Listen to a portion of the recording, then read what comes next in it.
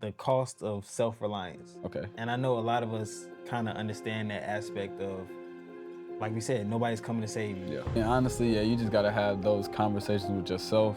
It gets very lonely doing entrepreneurship. I do got a question for you. What's up? Do you feel like your friends and family members are supposed to support your business? I honestly feel like strangers support it more. I feel like they're supposed to. I feel like, to me, imposter syndrome is you doing what you're supposed to do, but you feeling like you either don't deserve it or you feel like you're trying to do it for the wrong reasons, I guess. I got you.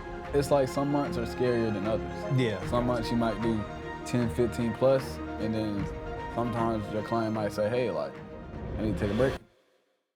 All right, so we back. Episode 3. Damn, we already in it. Yeah, we is, man. We is. Work already. How you feeling today? Doing good, bro. How you feeling, man? Good. We working. On Thanksgiving, bro. Thanksgiving. Exactly. Get it. So today, which I think is a very important topic, the cost of self-reliance. Okay. And I know a lot of us kind of understand that aspect of, like we said, nobody's coming to save you. Yeah. Nobody's if everything's falling, nobody's calling your phone. You know, everybody always calls your phone when it's going good. Well, So, in your opinion, how much pressure and how much mental toughness have you had to grow in those situations to be able to keep going? Because nobody's coming. I mean, honestly, you just gotta have those conversations with yourself. It gets very lonely doing entrepreneurship. You know what I'm saying? You're gonna have days where you up, you're gonna have days where you down. Yeah. But I honestly think if you are mentally tough, you'll be all right. You know what I'm saying? And if you have a plan, you'll be okay. Of course, like I said, you're gonna have them days where it's like, damn, am I doing the right thing? Or, you know, do I really love what I'm doing? Or do I really want to be an entrepreneur? But if you really love it, I would first do it because you actually love what you're doing. Like I love doing video production. And then second, the money will come once you have a game plan, systems in place and things like that. But yeah, it's tough. It's tough. I can't say it's gonna be easy. Yeah. Starting out, because you gotta have some money coming in. Exactly. But if you love it and you do it long enough, you should be able to see some revenue. So Yeah. And especially even with that, it hurts a little bit. Yeah. It definitely hurts when you, and it's like, cause I know, and I feel like even with friends that's doing businesses, and I feel like I was having a conversation with one of my homies. Okay. And he was saying one of his homeboys had a clothing brand, and for lack of better words, the clothing brand just wasn't good. It wasn't. Yeah. And so he was saying, you basically trying to force us to like, oh, y'all don't mess with me because, but it's like your clothes not good, your garment's not good. Yeah. So it's like at the same time, looking at it from that standpoint, it's like nobody's, until you show that you putting the work in, until you show that what you're doing actually means something, people not really gonna pay attention to it. Because it's like when I'm focusing on my stuff, everybody got stuff going on. And so I have to remember that as well, where it's like, oh, they see me doing this and they not posting it, they not showing love, But it's like, I feel like it comes with the territory. That's why I feel like when they say you blew up overnight, because nobody sees those nights that you stand up 1 a.m, 2 a.m. Absolutely. The frustrations, crying, and being all of your feelings. Yeah. So I do got a question for you. What's up? Do you feel like your friends and family members are supposed to support your business? Like, how do you feel about that? I honestly feel like strangers support it more. I feel like obviously I feel like they're supposed to. Yeah. To a certain extent. To a certain extent. Yeah. If it's a BS product, it's a BS product. Absolutely. Like, but support is also saying it's a BS product. Yeah, absolutely. You know what I mean? So it's like, I would say yeah. I would say at the beginning, I feel like they are your guinea pigs. Yeah. Like your family is supposed to be your guinea pigs. Like, let me shoot your videos. Let me do that just so I can get. Is my music good? Is exactly, my video is my music good? Yeah. But if nobody's, you know, I feel like that's where people get that mindset of like, when I get on, I ain't messing with nobody. I ain't talking because it's like, I don't feel like your family is supposed to come on when you pop off. I feel like they supposed to be there from the beginning. Yeah. What you think? All right, real quick, man, I know you guys are enjoying the episode. Let me tell you about our ultimate podcast gear list. If you're a creator that's interested in podcasting, we save you so much time by packaging all of our gear in one list in order to help you save time. So if you're confused about what mic, what light, what camera, or what tripod to get, it's easy, man. We save you that stuff. All you got to do is click the link in the description, All right, fill out the form. It'll only take around 20 seconds, and you'll get all the equipment that we use to sound and look crispy on camera. All right, man. Let's get back to the episode. I mean, it depends, man. It depends on what type of industry you're going in, what type of mindset you have. You know what I'm saying? Yeah. It just really depends. I mean, like when I first started my clothing brand a while back, you know, I would get the samples, ask my family, do they rock with them? And they might buy the first drop, but after that, I didn't depend on my family to support my business, you know? Yeah. And that's why I realized, like, I really have to target strangers. I have to build a community around the message. And now with video production, I would absolutely not shoot my family because they're gonna ask you. It's like automatically you feel obligated to give them a discount. Yeah, you know because I know even when I got the studio, Yeah. you know, I ain't gonna lie, mom kind of negative, right? Yeah. And so it's like I'm telling her what I'm gonna do and how I'm gonna do it. Oh, you know, people gonna squat in the house, and what if they take the house up? She being a mom, bro. Yeah, but it's like the only thing with that is like, you know how people say don't tell people your dreams. Yeah. But you want to tell your folks what you're doing. Yeah, you do. You want people to be proud of you. You want people to, you know what I mean? Yeah. But it's like that's another cost of self-reliance. Like you might be lonely. Yeah. Because you get to telling it, everybody don't look at it the same way as you. So it's like when you get to telling people your dreams and telling people your aspirations, they might think it's stupid. Yeah. And I think that's why it's important if you're an entrepreneur, you got to have some type of community. That's the only way you're going to kind of get out of those slumps. You know, have an accountability partner. I know we're doing a challenge right now where we holding each other accountable. My day is definitely, I'm back to day one, definitely. Hey, bro, it's a struggle, you know, like, with these kids. But, you know, you definitely got to have people around you that like or love what you love to hold you accountable. And that's the only way you're going to get out those slumps, for real. Yeah. So I guess my question, because I see, you know, mistakes. I know you got imposters. Tell me about imposter syndrome. What do you think about that as far as your business, and how does that play a part? Sheesh. I mean, define imposter syndrome to you. For me, I feel like when I'm doing something, yeah, that's that 10:30. Oh, but, yeah. I guess for me, like even at the job that I'm working at, like in the previous episode, we talking about I'm the only black guy there. Yeah. You get that mindset of like, do I deserve this? Did I, you know what I mean? Or I'm being something that I'm not, or and it's like, it's just in your head. I feel like to me, imposter syndrome is you doing what you're supposed to do, but you feeling like you either don't deserve it or you feel like you're trying to do it for the wrong reasons, I guess. I got you. So I guess in your situation, have you ever felt that way? Like, with what I'm doing now, video production, I honestly think that this is something that I didn't see myself doing 5 to 10 years ago. Like I wanted to be, you know, a doctor and stuff like that. But I actually fell in love with it, and I feel like it's the right path. So, you know, it just depends on your environment, your situation. I don't really have any imposter syndrome, but I do have sometimes doubtful opinions. You know, sometimes I think about maybe getting a 9 to 5. Because like I said, well, it's like some months are scarier than others. Yeah. Some months you might do 10, 15 plus, and then sometimes your client might say, hey, like, I need to take a break. So you got to go find more clients. And that's one of your main. Yeah. So with what I'm doing, you got to always have retainers on deck, or you got to have some type of product to supplement your 9 to 5 income. But, you know, guaranteed money is guaranteed. Yeah. Like. So now that you say that, how do you, because, you know, when people have a 9 to 5, they know, like you said previously, if I work 50 hours, it's going to cover. So how do you prepare for that? Where it's like you said, somebody, like I had people canceling bookings, and I try my best not to count money that ain't in my pocket. Yeah, absolutely. We all do it though. Yeah, so how do you make sure, what things do you put in place other than retainers?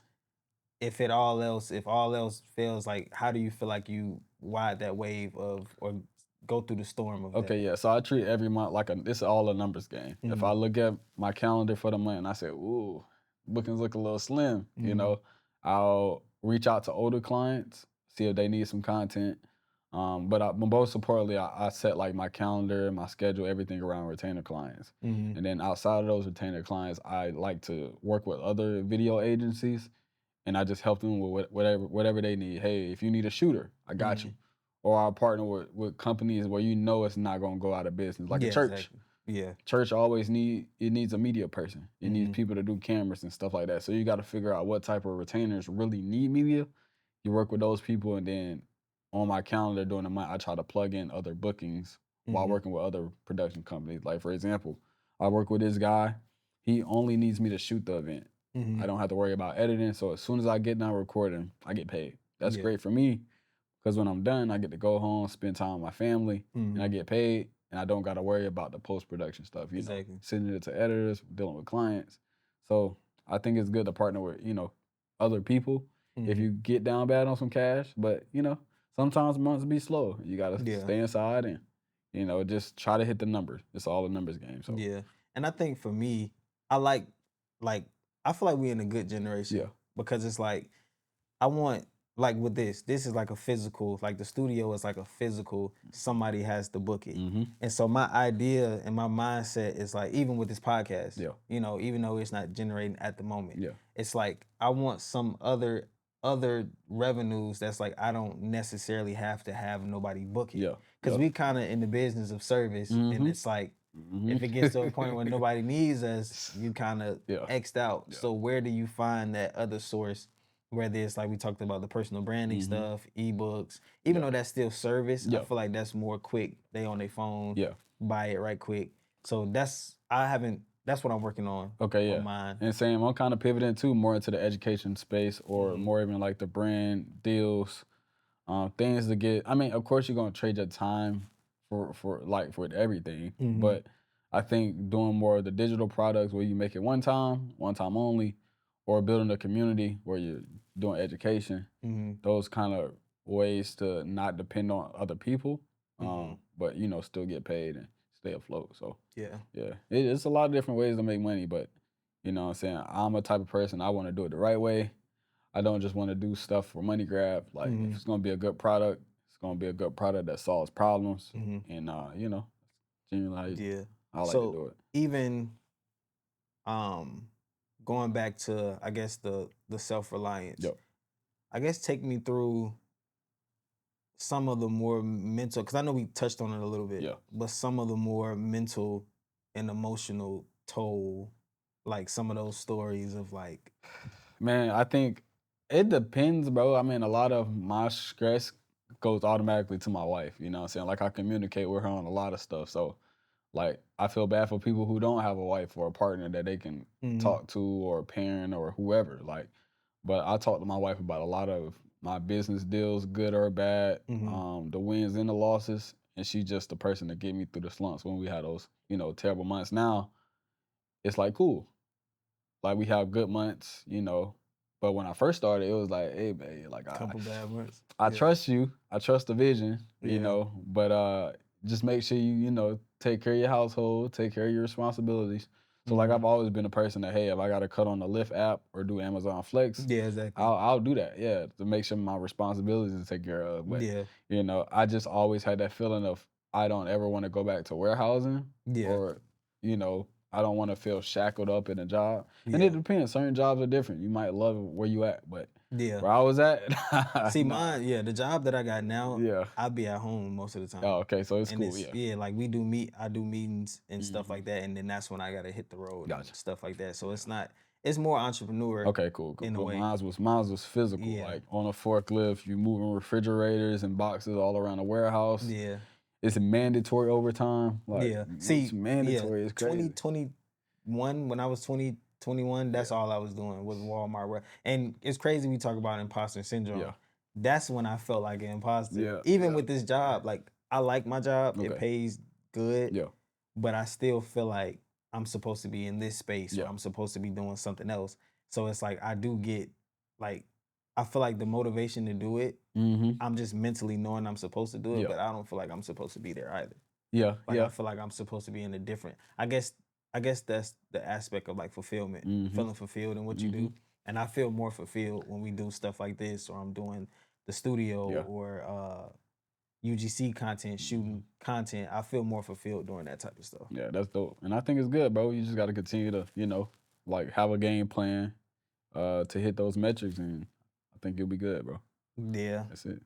What would be some of, I guess, in being self-reliant, a lot of the times being self-reliant, you don't have a lot of people to lean on. Mm-hmm. So take me through, I guess I would say, some of the mistakes that you feel like, I mean, hindsight is 2020, but Yeah. some of the mistakes that you made. I think of just having, once I learned how to like get rid of my big pride and ego, I started flourishing. Like once I started asking for help, once I started, buying the right courses, getting the right mentorship, that really helped me catapult forward because I was saving time and not making a whole bunch of mistakes. Some of the biggest things that I've learned through video production is how to actually run a business. Like, yeah, you can go out here and shoot, and yeah, you can do editing, but do you really know how to make money? Do you know how to do contracts? Do you know how to negotiate? So I think it's important to surround yourself around the right people, but also get guidance from people who have already killed it in your space. Exactly. And that's the only way to, continue to flourish. Yeah, we can all go to YouTube University and spend a whole bunch of time watching a whole bunch of videos, but at the end of the day, it's all about saving time, applying what you learn, and then, being consistent with what you learn. So what would you say, okay, say if you take a 19-year-old videographer, he only has like a simple camera, and he don't have that much money to like buy like courses, and what would your advice would be? I would first tell him to find somebody who he admires, inspired to be, maybe try to do an internship to just learn, not only about video production, but the business side of it. Do a little bit of intern, whether it's paid or unpaid. Get your feet wet.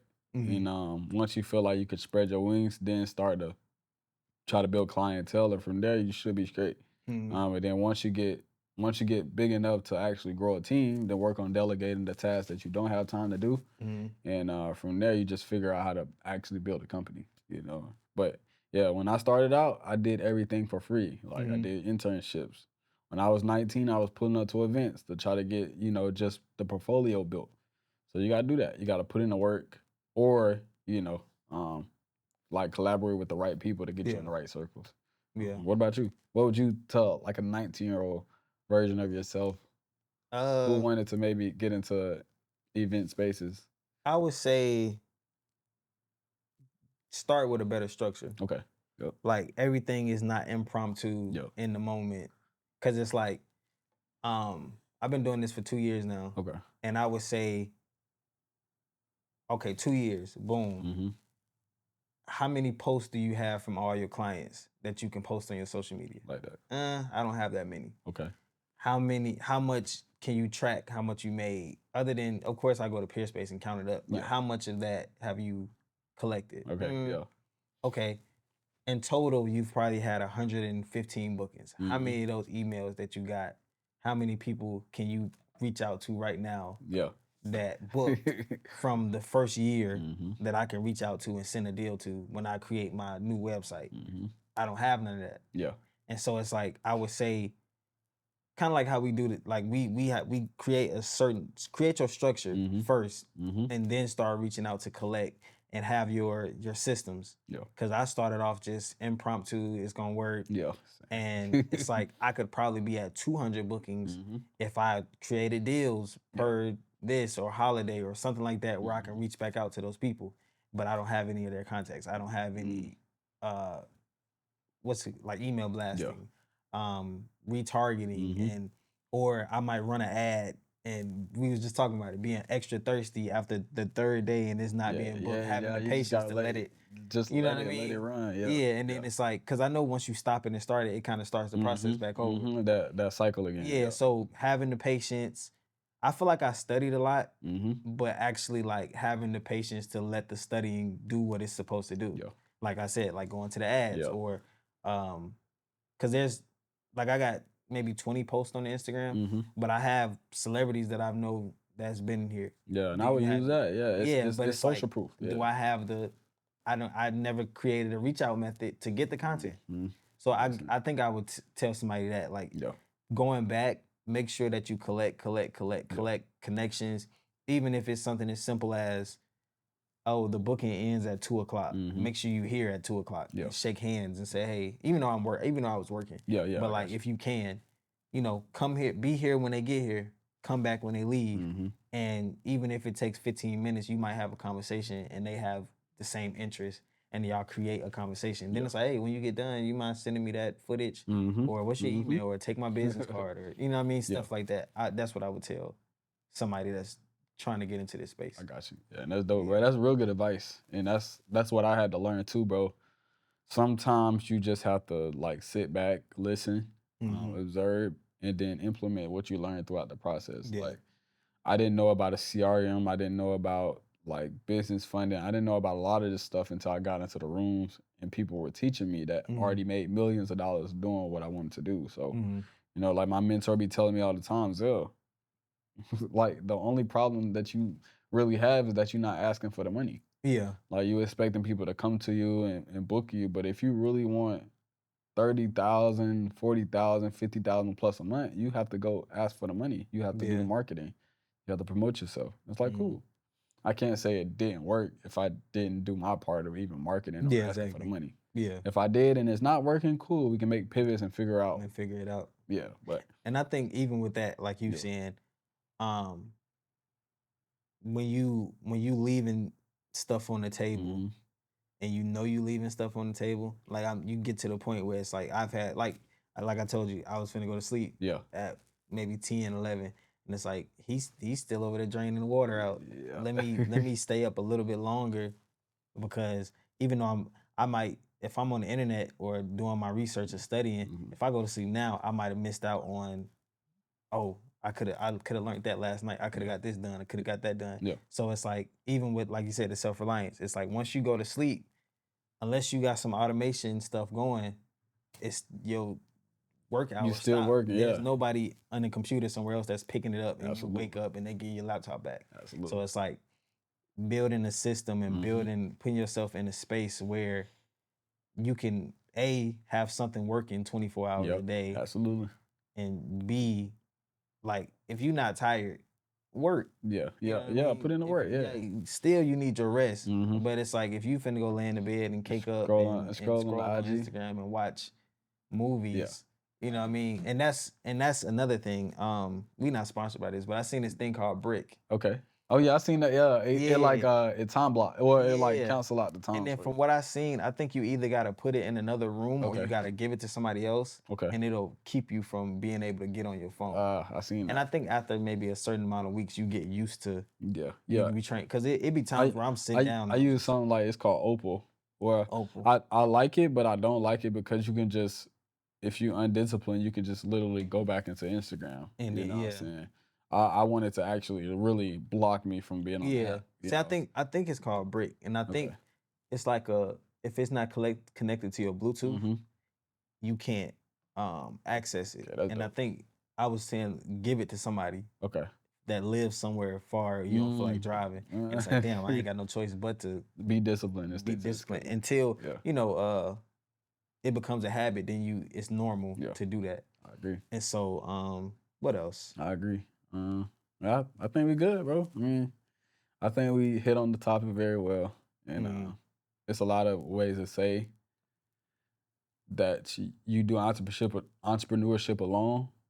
We can say that nobody's here to save you, but honestly, if you find the right people around you, you'll be okay. mm-hmm. If you're a person that can put your pride and ego aside and listen and learn, Yeah. you'll be okay.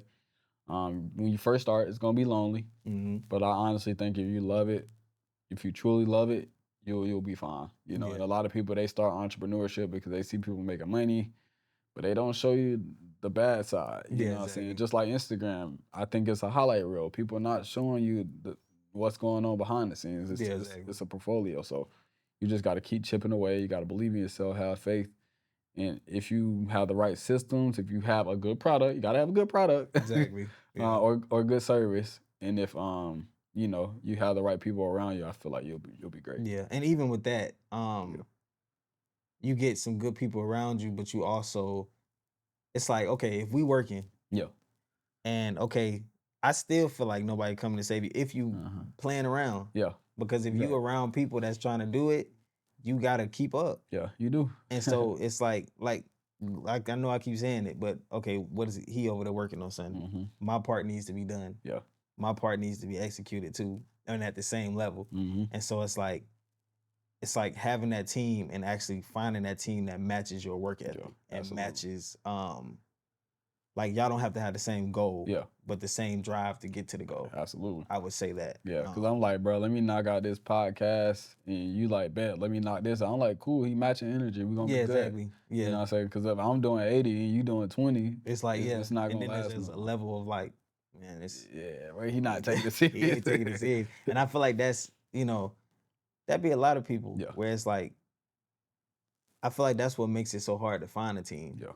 Because it's like, you got to work just as hard as me. You got to think, you got to come up with ideas. Like if you might text me out of nowhere and say, oh, I was thinking about this. Yeah. That's rare. Yeah. Most of the time you talking to somebody and it's like you coming up with the ideas and they like, oh, yeah, or oh, cool. And then you kind of got to spark them up. Yeah. I want a self-starter. I want somebody that's, oh, damn, he is working on something. So let me lock in. Or, you look at your phone and say, okay, he already was working on something. Me too. Like I think it was times we was talking and we was working on something simultaneously without even telling each other. And it was just like, oh yeah, I was just looking at that. Or I was just, that's what I like. Yeah. But that's rare. Yeah, absolutely. Like out of a room full of 10 people, you got 10 people 10 people that be saying it. And then it's like, it's been like that. Like somebody that keep telling me what they want.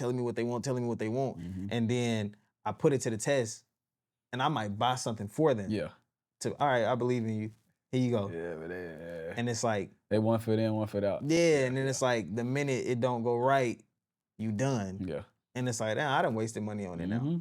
Nah, we invested now. Like and then that's where like I said before, oh, you don't support, you don't da-da-da. And it's like I tried to support and you showed me that you wasn't serious. You weren't really in it. Because it's one thing that I feel like the puppy dog stage of a business, which is like maybe the first 3 months where you think everything is magical, that should be the time where you stand up all night. Yeah. I can see like after a year of it not working, I can see how somebody will start dragging. Yeah, cool. But if you already dragging the first month, it ain't gonna last. It ain't gonna last. It's not gonna last. Cause they doing it for the wrong reason, man. They looking for the monetization aspect. Yeah. You gotta love it, bro. Cause even with the Twitch, like streaming is a big thing now. And at one point YouTube was a big thing. And I'm not gonna lie, I wouldn't say, because I enjoyed it. I was trying to box at one point. Okay, that's cool. Yeah. But that was because I was looking at Floyd. Okay. And, it's like, but, Floyd is in the gym 24/7. And so when I realized I don't want to be no boxer. Yeah. Because you're not putting that work in. Just like with me wanting to be a doctor, bro. I said, I want to be a physical therapist in college.